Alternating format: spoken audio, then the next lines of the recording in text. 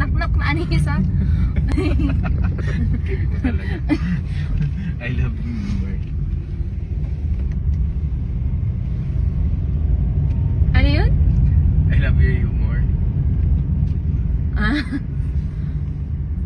Parang sira. Play tayo radyo. Sige. I really thought you said noon sa akin na I love you more. Mali pala ang narinig, yun pala, I love your humor. Sana nga makita mo ibang laman ng isip ko. Lihim na pagtingin sa'yo, puso na gulong-gulo, hindi laging nagbibiro, may lalim na tinatawag.